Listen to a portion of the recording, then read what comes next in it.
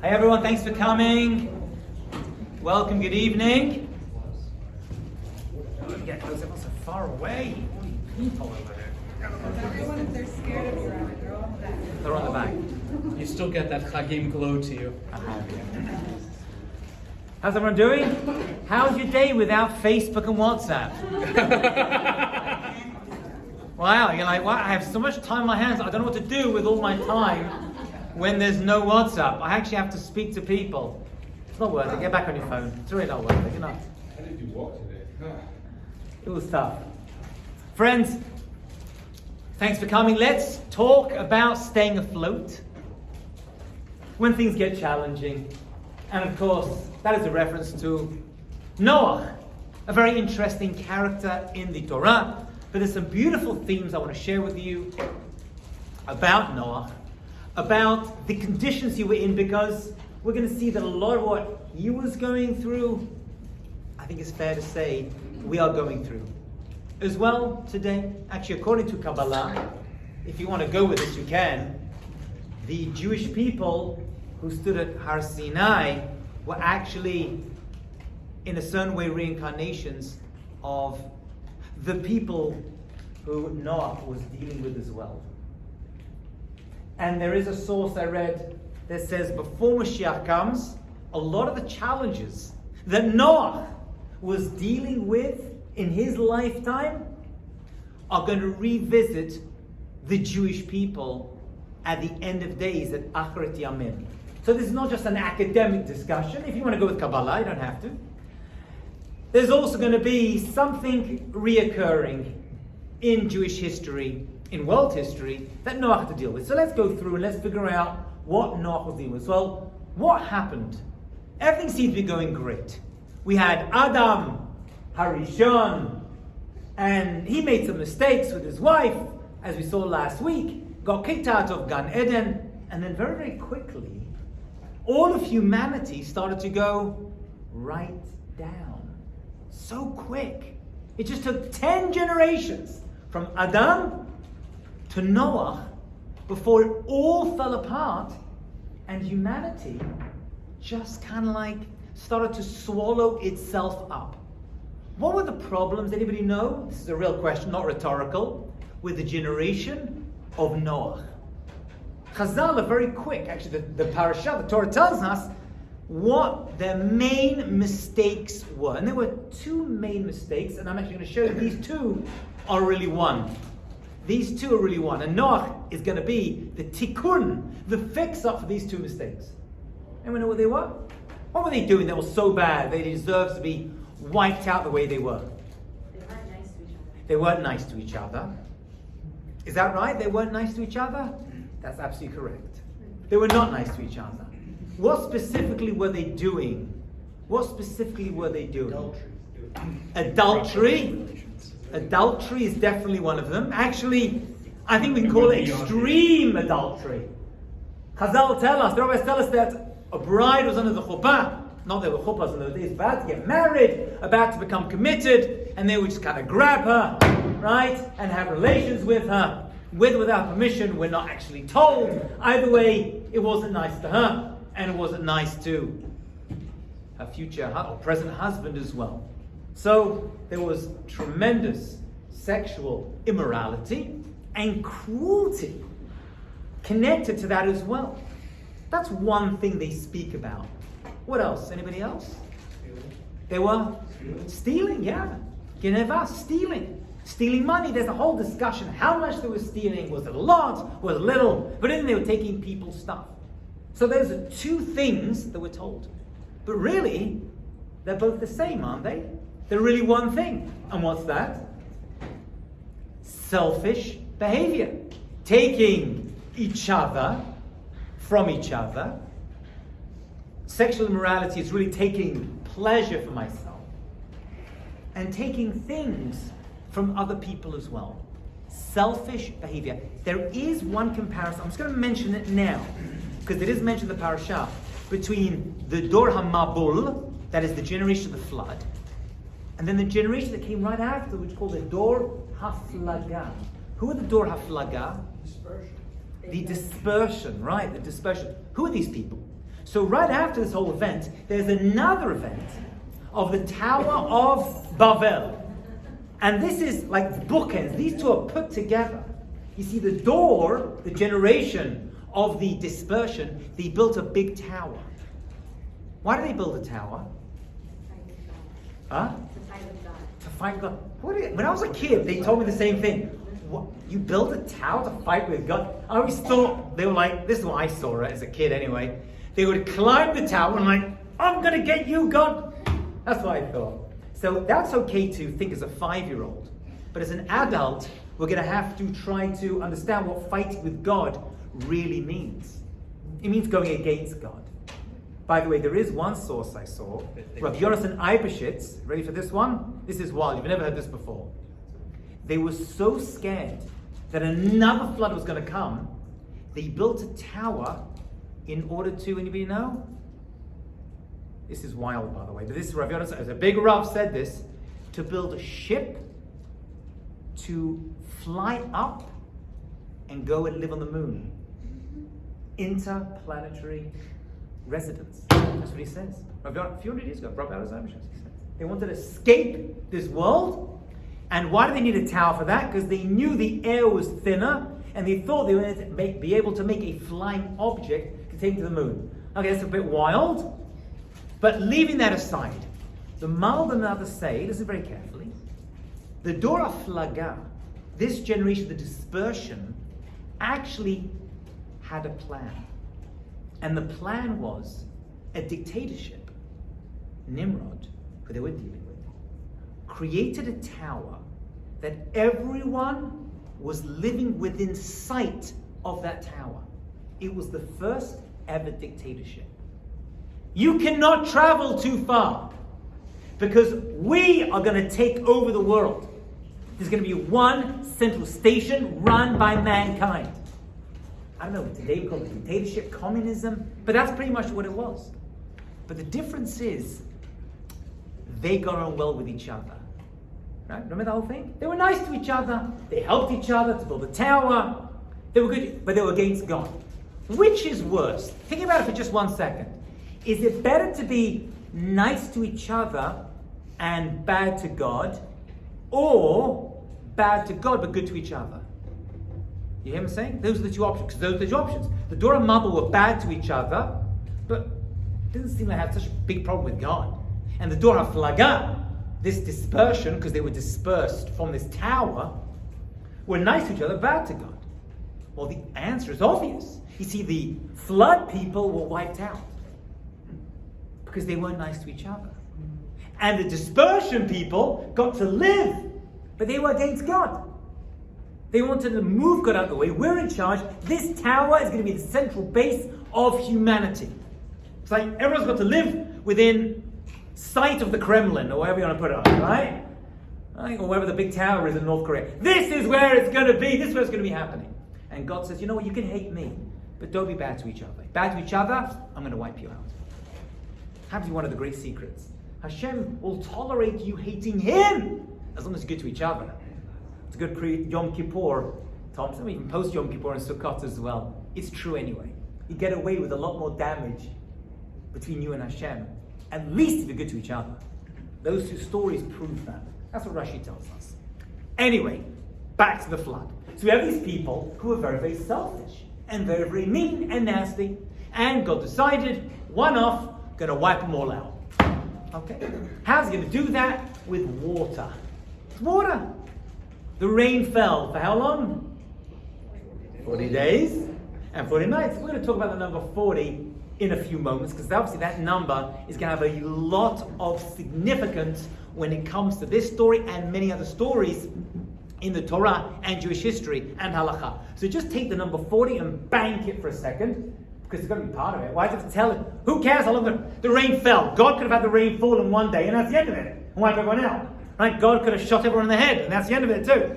There's a message that's coming from it as well. Water purifies, and the earth needed a mikvah. By the way, how much water do you need in order to make a mikvah kosher? How much water? What separates a pool of water, a big puddle, with a mikvah. What's the amount, anybody know? 40 se'ah. 40 liquid, I don't know how big a se'ah is, about a gallon or something, I guess. 40 gallons is the minimum. 39.9, you got a big pool of water and nothing else. 40 se'ah, you have a kosher mikvah, a purifiable thing. So there weren't 40 se'ah on the earth, there was a lot more. But it came for 40 days and 40 nights. So let's get back to it in a second. Let's get back to our mumble. This big flood that came, that God decided to bring upon humanity. So we know that the Torah itself tells us there was one person who got it right. By the way, this is a very common theme. Sometimes you have some people, sometimes a lot of people who do really bad stuff. And you can have one person who comes along and is equal to all those people and can actually fix it all on their behalf. It can happen that way. And actually that was Noah's mission. Noah's mission was actually to save the entire world. He failed in that mission. He failed in that mission. There's no doubt about it because everyone died, right? But that was the original plan. He was going to save. And then what he did complete, Avraham Avinu, 10 generations later, completed for him, or I guess on his coattails, let's put it like that. So now we have Noah. We have all these bad people. And Noah has now chosen as one person. By the way, this idea of one person having so much merit that they support an entire generation is not a weird thing. I'll tell you just one little side point. Has anyone heard of someone called Eov? Job, the book of Eov, right? So there's difference of opinion who this person was. One opinion, the Gemara says, is not a real person. Moshe Rabbeinu made up the story in order to teach us concepts of why bad things happen to good people. Because Eov was a big tzaddik, a big righteous person. There is an opinion in the Gemara. But most of the people say he was real. Does anyone know where he lived and when he lived? Where and when he lived? He was a contemporary of Yitro. One of these was a contemporary of Yitro, that's right. That's right.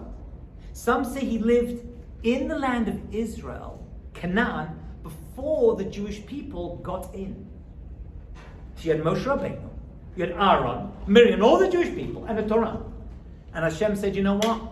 You got to go invade the land, because Canaan's really bad. But there's one person there whose merit, it's a crazy concept, is keeping all of you out.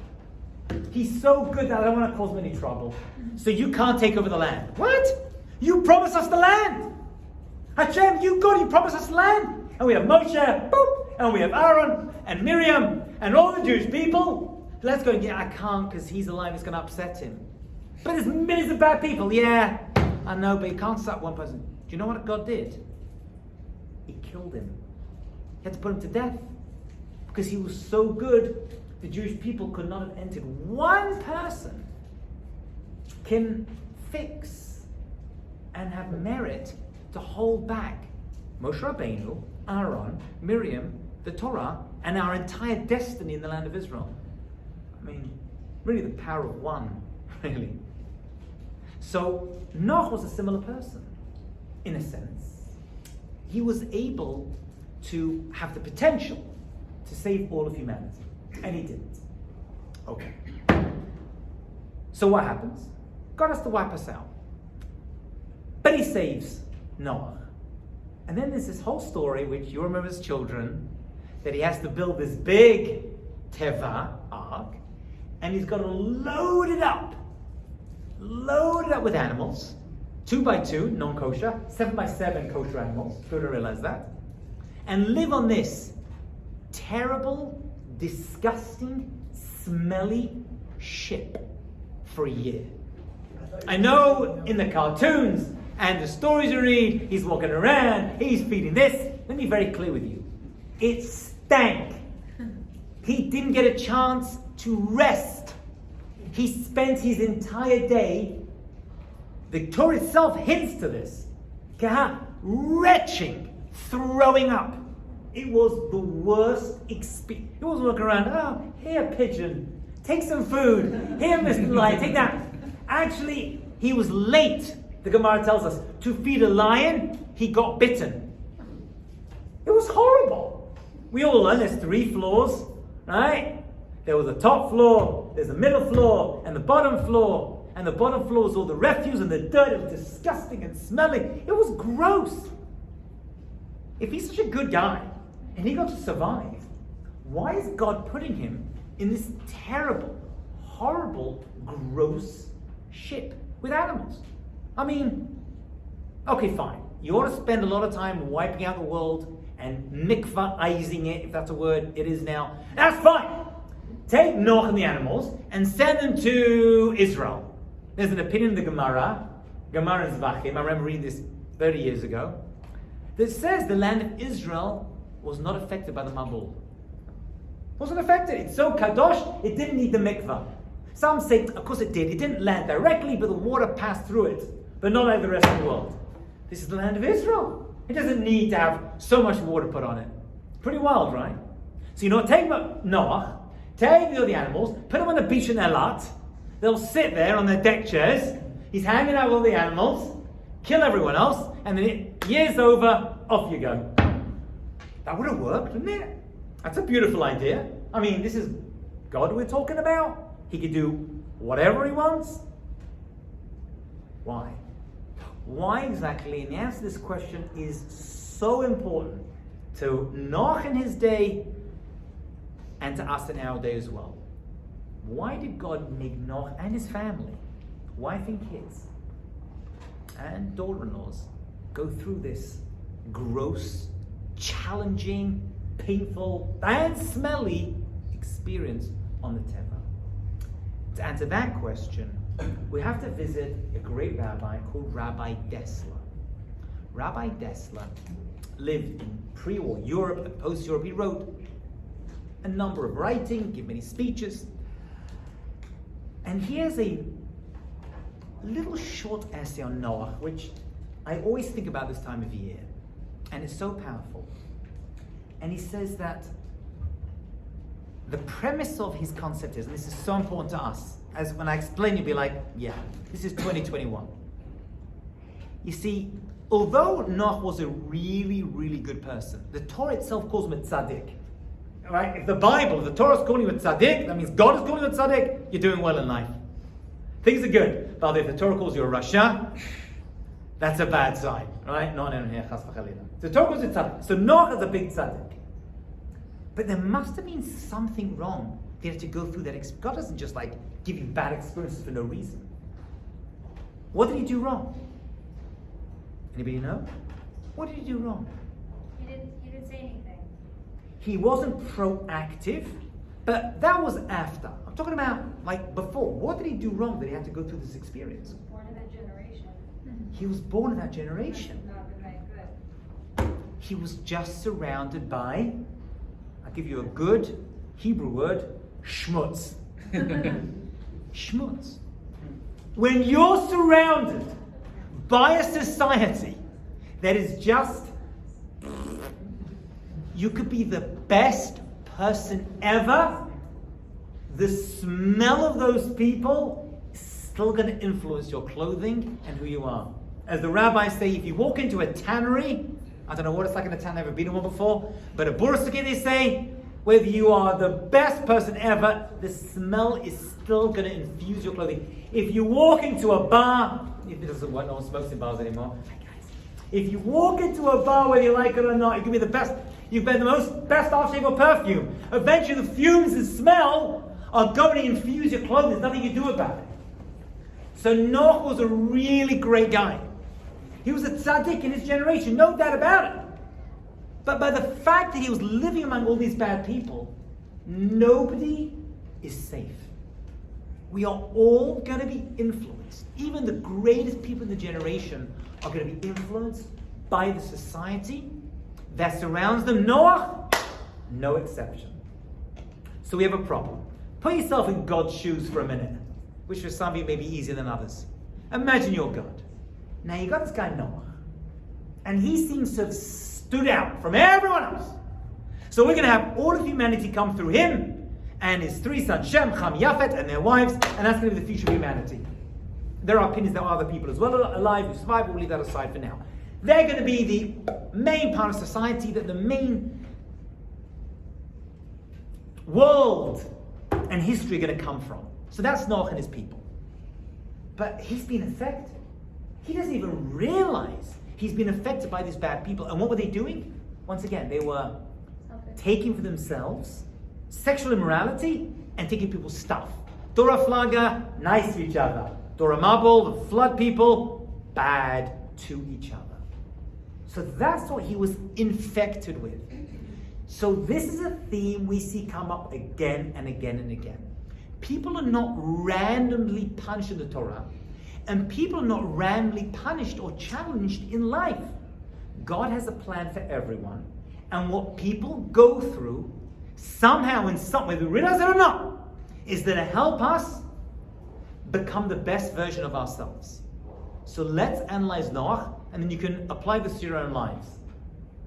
Because it's got to apply to our own lives. Otherwise, what are we reading? Just stories, fables? Obviously, there's a relevance to us. So what's God going to do with Noah? He's like, okay, what's the disease? Selfishness. What's selfishness? Taking. What's the solution to taking? If you want to fix that thing that has infected you, Noah, not that you were, but you were around it, what are you going to have to do? Give.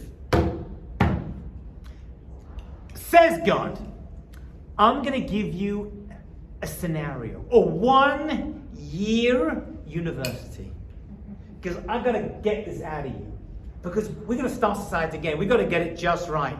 We messed up once with Adam and Chava last week. We can't do that again. So I'm going to expunge, extract, surgically take out any vestige of what you were contaminated with before the flood. So I'm going to put you in a ship for 1 year. I can't put you on a beach in Allah. I'd love to, but I can't. So instead, I'm going to put you in the ship. And you're not going to enjoy it. It's going to be really horrible. You're going to be vomiting, stinky. You're not going to have relations with your wife. Actually, none of your sons are. So you're going to be celibate for the year and angry and frustrated. And every animal needs to be fed at a different time. And you have hardly anything to eat yourself. It's going to be horrendous. What are you going to do literally 24/7? Because some animals need to be fed at night. And some animals need to be fed by day. Right? So you're on it 24/7. He got to nap for a few minutes and he was up again. You're going to give. For 1 entire year, you're going to give, and you're going to give, and you're going to give. How do you make, this is the secret to the parasha and life, how do you make a person into a giver? You talk to them, nah. You discuss with them, nah. You make them give. The act itself makes you into a giver. As we say in Hebrew, Adam nifal kefi po'olatav. A person becomes their actions. Whatever you do, when I say do, I mean like do, is what you become. Adam nifal kefi po'olatav. People are influenced by their actions, which is why, by the way, as a side point, that's why pretty much every mitzvah in the Torah involves an action except 6. 6 mitzvot we can perform with our minds. That's another talk, not for now, just go write that down. Right? That's another talk. The 6 mitzvot we can do with our minds. But all the rest of them, you got to do something. You got to eat the matzah. You got to go to the hear the shofar. You got to give tzedakah. Right? You got to work the land. Right? You got to do this. You got to build a bit. You got to the korban area. You're doing. Why can't we just sit down in Elat, right, and sit around and say, kumbaya, kumbaya? I feel so spiritual. It doesn't work that way. I wish it did. I really do wish it did, but it doesn't work that way. That's just, I need you to do. I need you to take action. Because if you want to change who you are, there needs to be a proactive action. And that's what Noach went through. This wasn't just God like punishing the people. This was God putting Noach through a 1 year university course. Of what? Of giving. Because if you can give to animals, you're going to pass that on to your kids and they're going to give to each other. The act of giving to an animal and just constantly, the animals don't really give too much back. They're like, oh, thanks, Noah. That was just like delicious hay and the grass was just amazing. What do? Give me more. They're like, kids or many adults. Right? You give. It's never enough. You still got to give. And you got to give more. And that's just how you change yourself. Do you change them? Maybe yes, maybe no. But the secret to life is giving. And he actually finished it right there. This is his idea. He actually says the world is divided into two types of people, he says. Forget the French and the Russian and the English. Right? Forget that. Right? And forget religion. Forget everything. The world is givers and takers. That's it. Now, we all have to take, right? Because I've got to take money for myself, food for myself, and attention and honor. But that's what I do. But in essence, what this story is really telling us is, are you in essence a giver, or are you in essence a taker? Now, that's a good question. That's a good question. And if the answer is, I'm a taker, then you've got to give. I will say, those who know me well. Every discussion comes back to marriage and relationships. I'm still working on my marriage. Still trying my best. There's room for improvement. When it comes down to it, one of the main reasons the rabbis tell us we actually get involved in a long-term monogamous relationship, it is meant to be monogamous, by the way, just so you know, I don't want to ruin your evening or anything, is so that you can become a giver. There is no greater crucible for self-improvement than getting married to this stranger and having little creatures, aka children, who just suck it out of you, just take. And the key to life is learning to be a giver, and then the hardest part, which I haven't figured out yet, unfortunately, is trying to teach your kids how to become givers as well. Because kids just want to take, don't they? I think I mentioned this before. That's why babies come into this world with their hands closed, and we all leave this world with our hands open after a lifetime of giving, yeah? Because kids just want to take. It's me, I. And marriage is turning the I into us and the me into we. It's hard work. It takes time.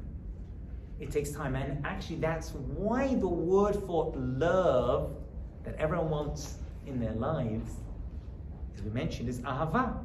And the word ahava means to give. Hav means to give. We say in Hebrew, havli, give me. So the idea of love being generated, in fact, I got a call from someone I know very well who told me that he's not in love with the girl he's been dating for a while. And is this a red flag?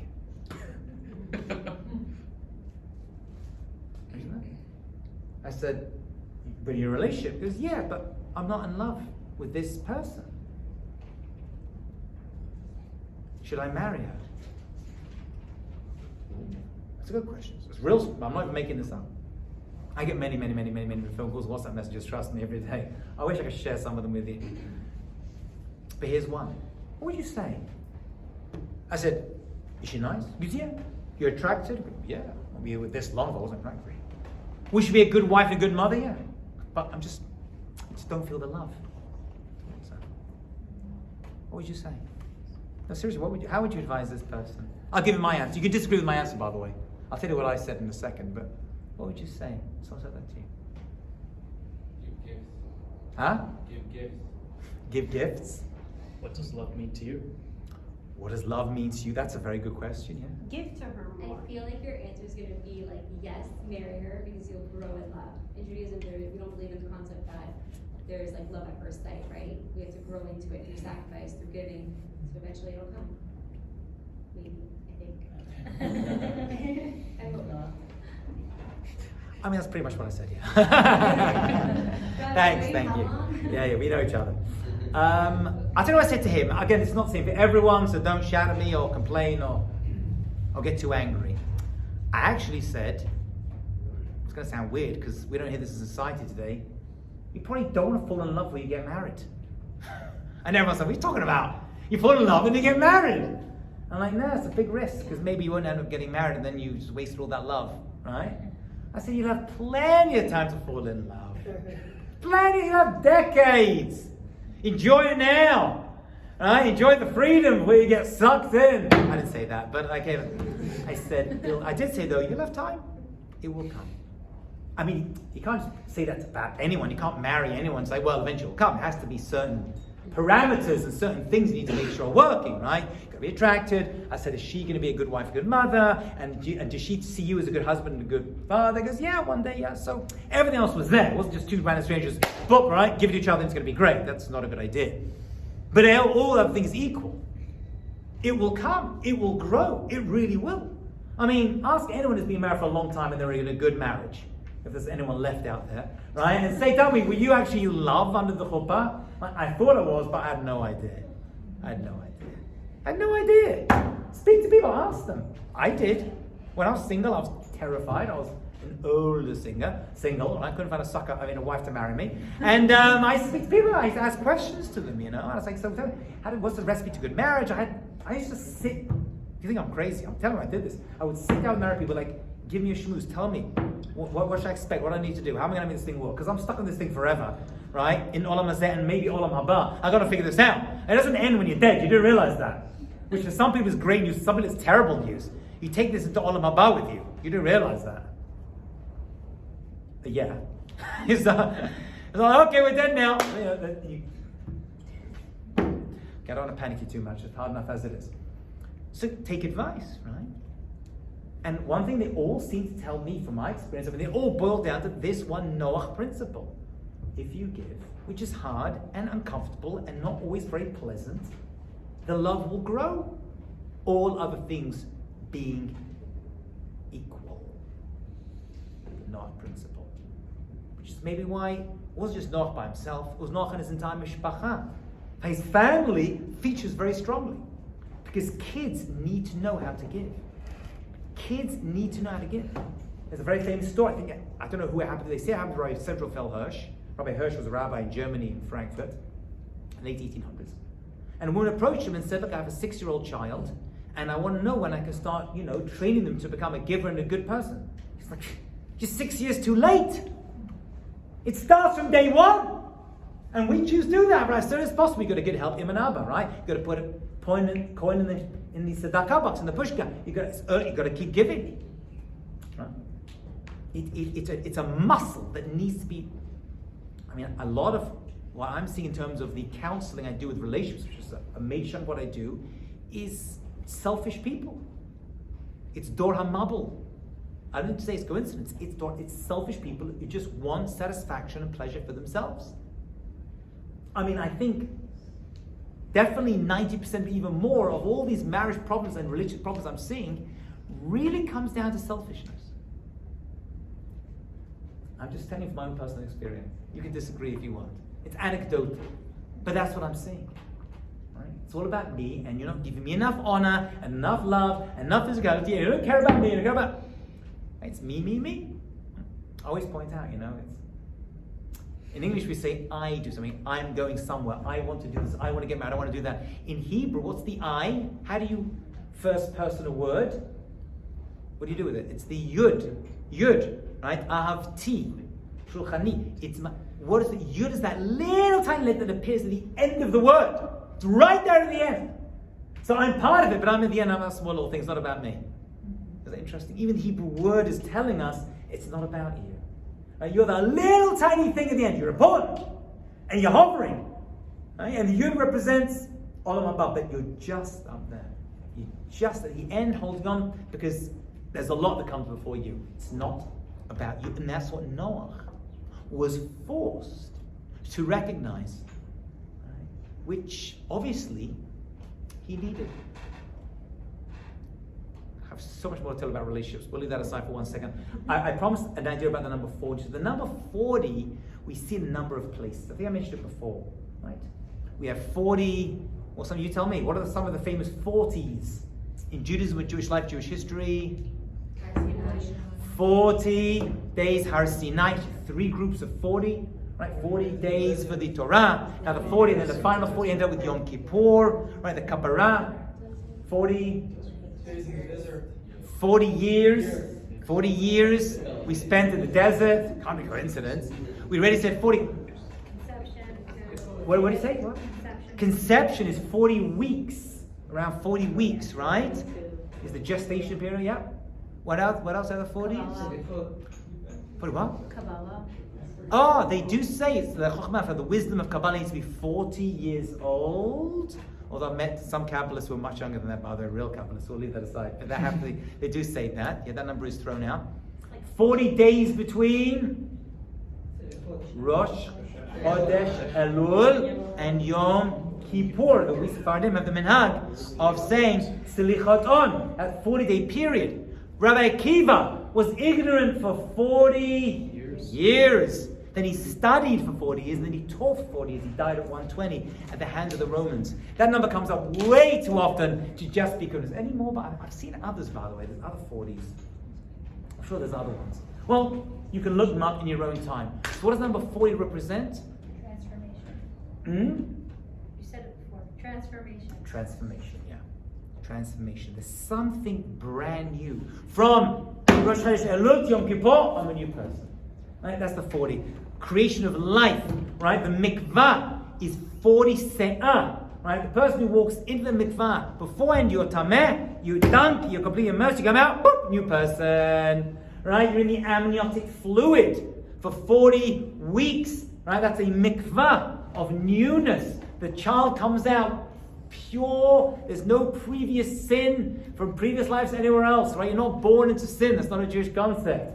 Right? The amniotic fluid. That's why actually the mikvah is meant to be like that. Right? It's enough. What is that 40 se'ah? It's a liquid measure that a person, when they're completely crunched up, are just covered by water. Just like the baby is curled up, the fetus is curled up inside the amniotic fluid. It's the same concept. It's a recreation, it's a rebirth. It's a rebirth.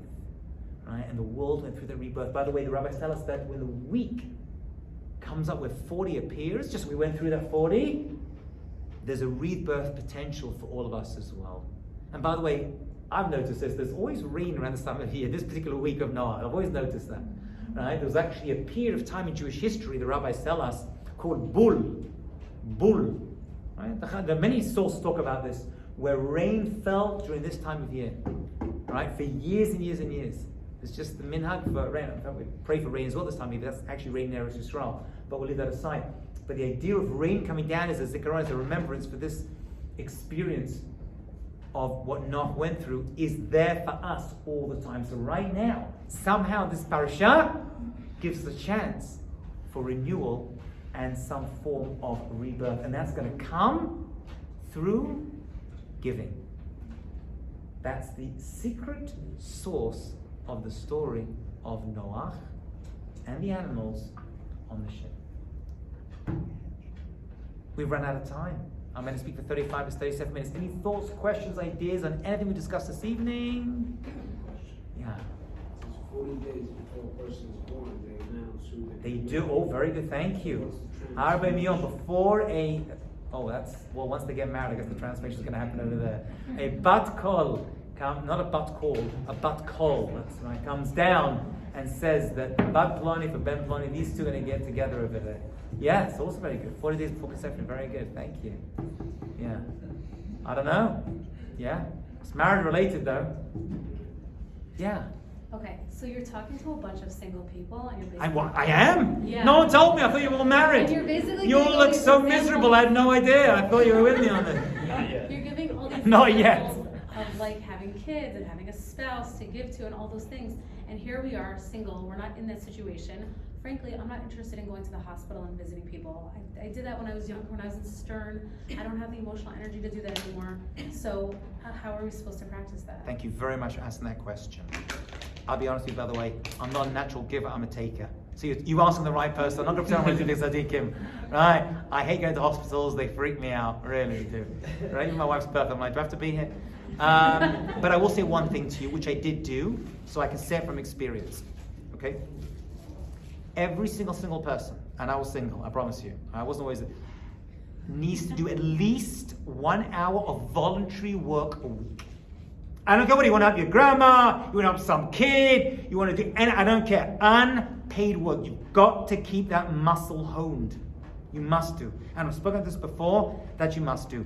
And I particularly went to a yeshiva where they made us do that. 1 hour a week of voluntary work. When I say voluntary, you're not being paid for it. Of just selfless giving. You've got to. And the reason, as you said, is obvious, because once you get married, It's all voluntary work, isn't it? Right? No one paying you to take out the garbage. Right? No one's paying. They don't even say thank you. Right? No one's paying to clean the dishes. Right? So absolutely, but you got to do something. You don't go to the hospital, no problem. But everyone's you want to help some kid do the homework. I don't care. They made us do that.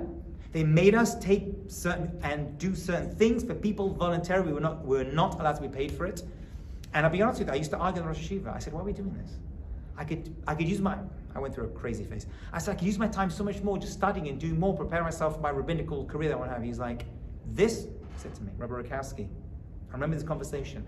You should live and be well. He said, you'll get more out of this 1 hour of voluntary giving than all the study you do the rest of the week. I swear that's what he told me. And he was right. At the time I didn't see it, but he was absolutely right. Because in the end, it's all just giving, isn't it?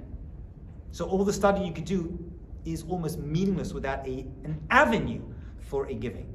So in response, I would say, you got to give. You can't let that go away from you. And it's difficult, I know. I was, single for a longer period of time as well. And it was tough. And I'll be honest, it wasn't pleasant. I hated being single. It just wasn't me. I need to, because I'm useless. I can't take care of myself. I'm like a retard. So, yeah. So a question about Noah's children. If they all gave, how come one came out so terrible? There's only 3 and one. Wow, that's a good question. Good question. Noah's kids, they were involved in the giving, and yet right afterwards, you make your question even stronger. When right afterwards, one of them was still making terrible mistakes and did a terrible thing to his father. And he got drunk. Noah got drunk. He wasn't drunk. The son wasn't drunk when this happened. Noah was drunk. When it happened, his father was completely inebriated. Yeah. I don't know. It's a very good question.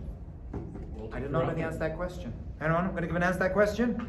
They got off the ship. The kids have been given the entire year. They came off, and immediately we know he was selfish. One reason that different opinions what he did to some say he raped his father. Some say he emasculated him. He took away his man, so he couldn't have any more kids because he thought there's more kids, there'll be less for us. So he left the ship selfish. Right when they got off? I don't remember. Yeah, boom. Right, or soon after. They planted, and vine came up, and it turned into wine. So it wasn't right after, but enough time for a vine to come out of the ground, grapes to be crushed, and it to become fermented, for Noah to get drunk. It goes back to they grew up in the schmutz. But why didn't that experience? The question is, why didn't that experience extract that from the kids as well? Because It isn't did to 2 teshuvah by out of choice? 3. Or what? Isn't teshuvah by choice? Maybe he didn't make the choice. Maybe they didn't make the choice. It was forced upon them, and they were just stuck with it. You're going to have to say that's the answer. What else can it be? It has to be that they were forced into it, they were miserable, and it didn't affect them. They didn't take the lesson from what they were doing. Maybe, yeah. I Maybe think they were resentful. So someone had a hand. So sorry. Is there like a certain tumah or like impurity that comes from animals? And spending that much time with them could... No, we're not. Impurity does, but they were living animals, dead animals, but not, they all lived over there. So there was no impurity that came from that. That was a pure giving experience. Resentful?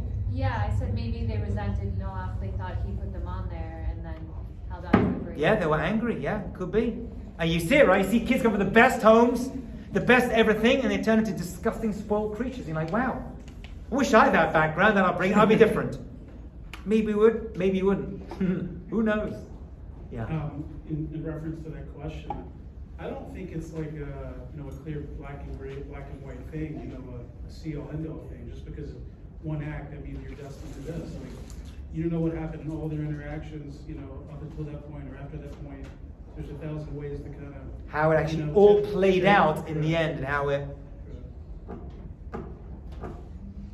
Look at marriage. Marriage is meant to be giving, and it's not a panacea. Many people fail in it and actually become takers. I don't think there's been a breakup or divorce in world history that didn't end up from at least one side or both sides taking from each other, right? That's the stuff I see. Yeah. God willing, we'll all become great givers. Amen. We'll start with each other and God with our spouse as well this year. B'ezrat Hashem. If that's what you want. Should be with Mazal. God bless you all. Have a great night. Thanks for being here. Wow, great. Thank you. Thank you very much.